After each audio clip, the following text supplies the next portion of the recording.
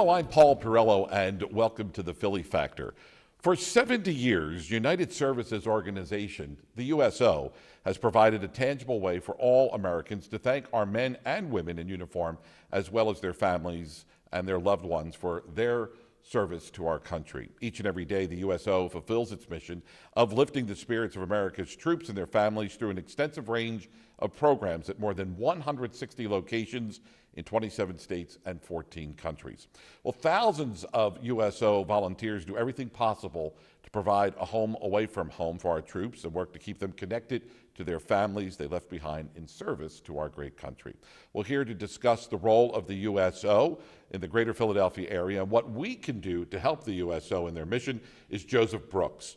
Joe is the president and COO of the USO of Pennsylvania and Southern New Jersey. And Joe, welcome to the Philly Factor. Thank you for having me today. I think it's, USO is one of those organizations that has always been there. We talked before the show, a lot of people growing up in my generation remember those USO caravans that Bob Hope would take overseas to entertain, the military, sometimes within a stone's throw of the battlefield, if you will. And while the mission of the USO is still to bring a little bit of home to these remote locations where our troops are, there's a tremendous amount of support that goes on our shores for not only members that are being deployed overseas, coming back overseas, but also for their families. Yeah, that USO image of Bob Hope and the grainy black and white images from Southeast Asia, I mean, they're iconic, and we should remember them. They shouldn't be consigned to the dustbins of history, but the USO is a vital organization today delivering for our military, and not just in the mountains of Afghanistan. It occurs right here in the Delaware Valley in South Jersey each and every day. I want to give some perspective to exactly, the depth of the Philadelphia operation. We talk about Philadelphia, but it is Philadelphia, South Jersey. And you said from Lake Erie all the way down to the Atlantic Ocean is your territory, if you will, Liberty USO. So, how many people, let's say over the past year, have you helped? Has the USO in this region helped? Yeah, Paul, it's a big footprint. You're right, Lake Erie to the Atlantic Ocean. From a small military base up in Dauphin County, PA, called Fort Indiantown Gap, all the way down to the United States Coast Guard Training Center in Cape May. Liberty USO staff and volunteers touch and impact the lives of our military each and every year, and it's not an insignificant number.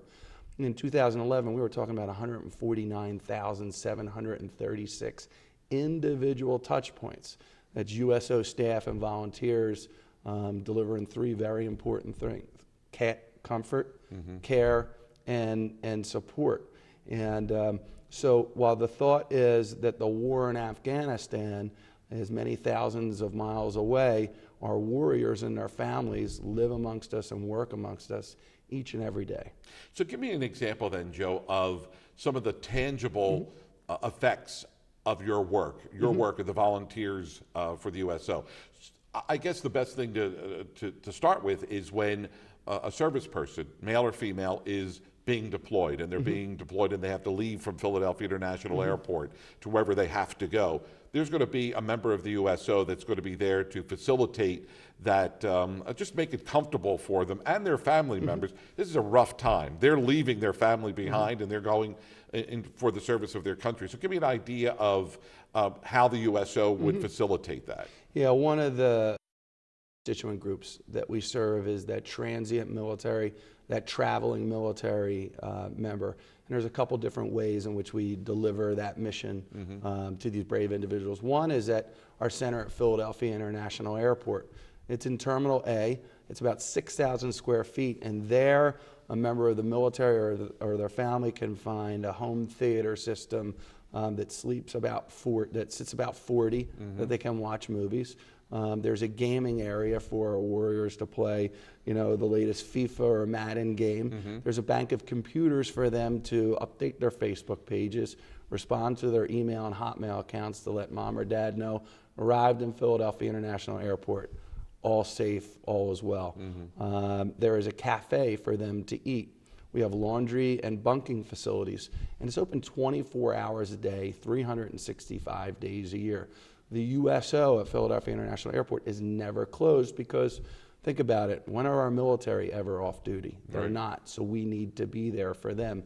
And that one center, that one space we're talking about, 75,000 military pass through there a year.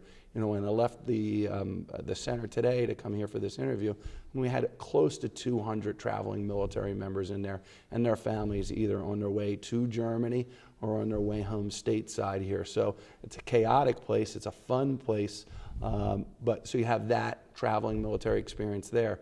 Another area that we deliver for this particular constituent group is just across the river at what is now known as Joint Base McGuire, Dixon, Lakehurst. It's a massive military in Burlington and Ocean County. It's about 22 miles wide, but one of the constituent component organizations on JBMDL is McGuire Air Force Base. That is a primary jump-off point for our military deploying to war. So military board transport planes in New Jersey, they fly to Germany, Germany to Kuwait, Kuwait to Afghanistan. And there, Liberty USO staff and volunteers provide that last home-cooked meal for a full year, that last civilian handshake, that last friendly face to say you won't be forgotten and we'll be here when you get back. So you have those really intense emotional moments that are at the emotional low because these kids are going off to war. But we're also privy to some really exceptional moments too when warriors return home. And that happens every day. I think a lot of folks are on the impression that because we said we're going to draw down troops and we'll be out of Afghanistan by 2014, the assumption is it's one-way traffic. That's not the case. We have military deploying from this city this month, a total of 500 of your friends, neighbors, and loved ones, PA Army Guard units, the 104th Cavalry, are leaving for a year for Kuwait. So we have folks leaving. But those moments when they come home, that's a tough thing to describe. To see these faces coming off their planes, and they're still carrying their weapons with them. They still have the sand and dirt from Afghanistan on them. And their USO staff and volunteers greet them like they're returning heroes. It's an incredibly impactful and powerful moment. And it's not just so for our military. Our volunteers get a lot out of it. And Paul, one of the things that makes that experience at McGuire Air Force Base so unique is a significant portion of our volunteers there are Vietnam veterans. How about that? And they want to make sure that no warrior returns home to this country and is treated the way they were treated in the 60s and 70s. Yeah, that's an important lesson because I think one thing that we see today that we didn't see after the Vietnam conflict was that we sort of turned the page and we forgot about the Vietnam service people that were coming back to the United States for whatever reason, politics aside. But I know that they've been at the forefront to make sure that every service member that comes back is greeted and get the hero's reception that they truly deserve. Yeah, our Vietnam War era veterans are some of the finest human beings you're ever going to encounter. And they form a significant percentage of our volunteer base, frankly, especially so, again, at McGuire, Dixon, Lakehurst, but also at Philadelphia International Airport. I think something important's occurring there for them. I think there's a healing that happens. And to see those moments, those hugs, when a Vietnam warrior is hugging a returning warrior from Iraq in the past couple years and now in Afghanistan, that there's some images that are seared in my brain I'll never forget, and I'm thankful I had the opportunity to see. The other thing I want to mention is that You're also there for the families as those service people are being deployed, as well as when they're coming home. But when their family member is now overseas and they're serving this great country of ours, the USO is still that resource for family members who now find themselves, maybe in the case of a family of four, dad is going off or mom is going off to serve the country, and now the other spouse is left behind to raise the two kids, and all of a sudden they're having difficulty making ends meet, or the holidays are coming, or we're not going to be able to have turkey on Thanksgiving because we just can't. That's where the USO also goes the distance, if you will, and it's one of those stories that we don't hear enough of, because we see what the USO does for the military in coming and going, but we don't often see what goes on behind the scenes for the family members that are left behind. Absolutely. I think there's a group that gets lost in the shuffle in this decade-long war on terror. That attention, and it's rightly so, is focused on the person in uniform, that person going off to war. But the family members serve too. Sure. They just don't wear a uniform. And so, the recognition that the mom or dad that is left behind while their spouse is off fighting, the children that want to know where mom and dad are, they can't be forgotten. And thankfully, the USO, Pennsylvania and Southern New Jersey, Liberty USO, has recognized that we've got to take care of those folks too. And we do that in any number of ways. We just concluded an education push, which ties in nicely where they're setting here at LaSalle. We call that Project Einstein. And the idea is to recognize a couple of different things. One, there was a study that said the children of deployed military routinely score 10 points below their peers across the board. So we set up a program this summer where we were tutoring the children of deployed military between 6th and 7th grade to make sure the skills they learned in 6th grade weren't lost over the summer. I see. So they were equal with their counterparts in class who did not have a mother or a father in Afghanistan. Another thing is to ease the burden for the parent left behind for school supplies. Sure. So we adopted 300 local families to make sure school uniforms, backpacks, and school supplies were taken care of for the year. These are small gestures, but they're meaningful gestures, and that's just the education component. You're talking about the holidays. It's an incredibly joyous time, but for a large section of our population, it's an incredibly sad time because there's financial challenges associated with the holidays. Whether that's Thanksgiving, Christmas, or Hanukkah. We live in a world that's consumer driven, and children may not understand that because mom or dad are deployed, that the level of money coming into the house isn't the same as it was. So the USO is there to make sure that there is not a Thanksgiving that goes without a turkey or ham on the table, that there isn't a Christmas or a Hanukkah where a child doesn't have a present to open up because mom or dad are away. We also have an incredibly wonderful program too that I think gets to the heart of what the USO does about building morale, and not just morale in our fighting men and women, but in their families too. And the program is called United Through Reading. And what we do at United Through Reading is, as members of our military are deploying, we record them reading a story to their children.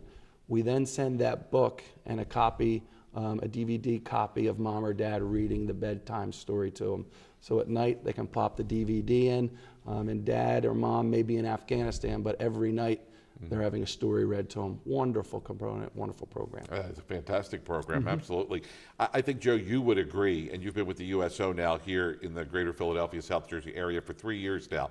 Any organization is only as good as the volunteers that work for that organization. Now, we had talked before the show that the USO is not government funded. It's a nonprofit organization. For people that may not know that, they may think that there's all this money that's being funneled your way. That is not the case. So not only are you volunteer driven, but you're probably most definitely donation driven. So you're looking for people to help you in your mission to help service people as well as their families. I want to mention the website, and then of course you're on Facebook, and you can go to facebook.com/LibertyUSO, or you have a Twitter account, which is twitter.com/LibertyUSO, and of course the website is libertyuso.org. There you can actually, if you want to volunteer your time, if you want to volunteer your dollars or donate your money, that would also help Joe and the folks here at Liberty USO in the greater Philadelphia, South Jersey area in their mission to help our service people. But what about those people that may be watching the show right now and say, I really wish that I can get involved. I would like to volunteer. I would like to be a greeter at the airport. There may be college students that may want to do a service project or get involved in some way in a service project for the USO. What would be your typical volunteer? What are you looking at? Who are you looking at to serve as a volunteer? There's a couple different opportunities to support the USO, and thankfully the spirit of volunteerism is alive in the Delaware Valley. Because we couldn't do what it is we do on a daily basis. I frequently say, you don't pay volunteers because they're worthless. You can't pay volunteers because they're priceless. Sure. And that's absolutely the case for our organization. To touch as many lives as we touch, and to be in every county in the Commonwealth of Pennsylvania and all of South Jersey, you have to do it with volunteers. And luckily we have a group of volunteers that in 2011 donated 38,000 hours to our organization. Wow. They're going to do more than that this year in 2012 too. So yes, there are volunteer opportunities, and you can get involved in a couple of different ways. One, volunteering at the airport. As I mentioned, the center's open 24 hours a day. We need bodies there to cook meals for our military, but also talk with our military. Our folks in uniform frequently are just looking for a friendly face to chat with, to talk to weather, to talk to sports. Think about the life of somebody in uniform. It's a lot of yelling, it's a lot of barking, it's a lot of who, what, when, where, and not a lot of why. So they'd like to get into conversations and discussions, and it's a great opportunity to give back. Another way to do it, and it's a fun way to do it, is care package collections. We have troops overseas. There's 100,000 folks fighting in Afghanistan right now. And I know for a fact, because I receive emails and letters from Afghanistan every day letting me know how impactful the moment was when they received a care package. And invariably that care package arrives when their morale is at their lowest and they need that pick-me-up. And when mail call arrives and there's a package from, say, Philadelphia with Wawa coffee and tasty cakes in it, and notes from folks from the Delaware Valley saying, hey, we support you, we haven't forgotten you, we'll see you when you get home, huge morale boost. So there's opportunities, if you visit the USO's website, libertyuso.org, to participate in a care package drive. Particularly college students, wonderful opportunities where in the Greek organizations or other campus activities where if you want to support the troops, and a lot of folks talk about, well, we support the military. It's more than just waving a flag. There's real tangible things you can do. And a care package drive would be a great way to do it. And again, we're putting the information up on the screen for you to go to the website. And again, it's libertyuso.org. You can find all the information there on the website.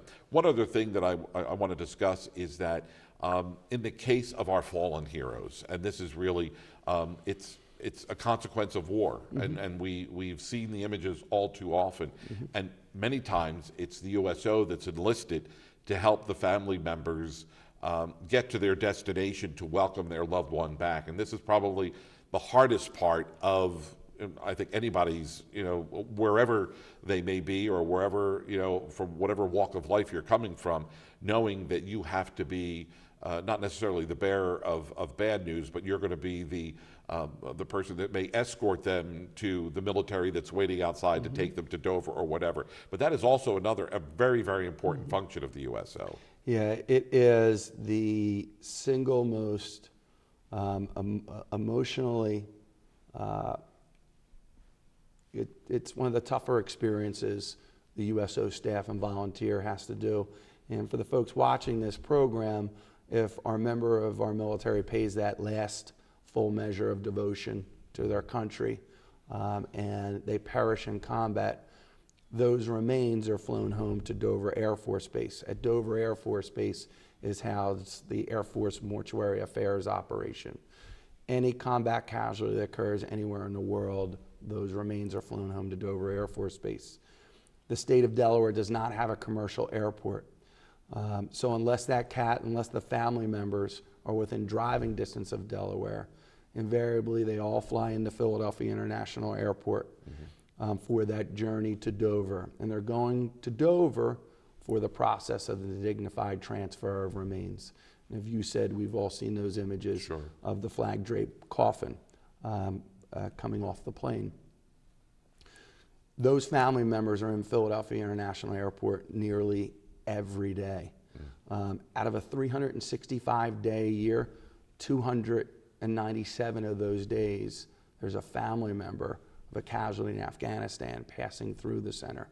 Since January 1st, 2011, over 5,000 individuals have passed through USO hands, Philadelphia International Airport, on their way to Dover Air Force Base. And USO staff and volunteers have met over 1,500 flights in just that year and a half we're talking about now to greet those family members.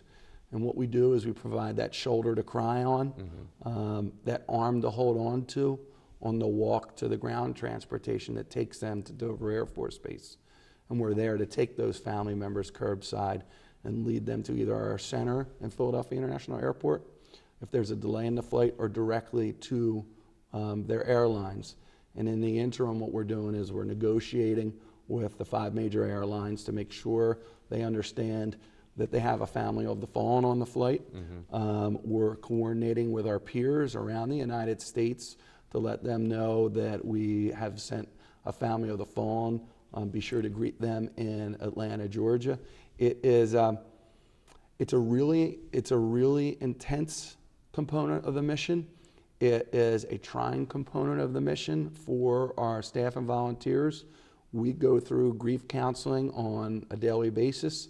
And I frequently say that if we don't think the war touches the Delaware Valley, I can tell you it touches the Delaware Valley in an incredibly real and profound way.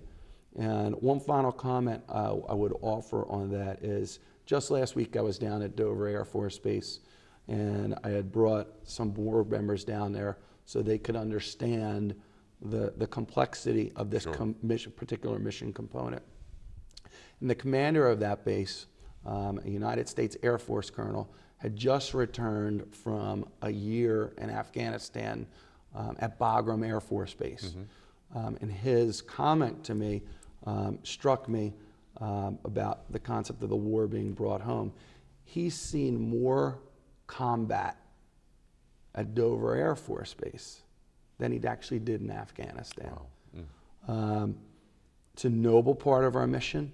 It's one of the things that separates the USO from any other military support nonprofit, and frankly, one of those things that separates the USO from most nonprofits out there in our region. We are with the military from the start of their journey as they enter boot camp, and we're with the military to the end of their journey.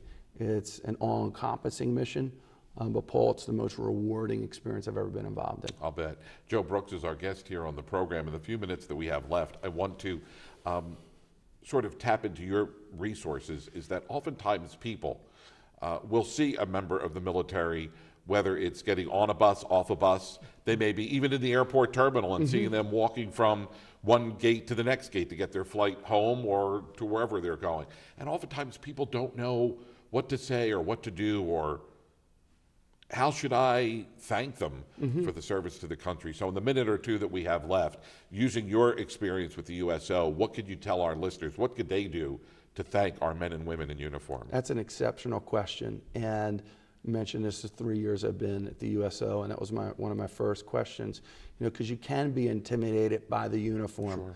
You don't know what to say. It's a very simple thing. Thank you for your service. It means the world. They didn't sign up to be thanked, but I can tell you from firsthand experience, they sincerely, sincerely appreciate a simple, polite Thank you. And for our listeners out there, there you go. There you have it. You know what to do. And if you want to volunteer with the USO, if you want to donate your money to the USO, again, the website is libertyuso.org.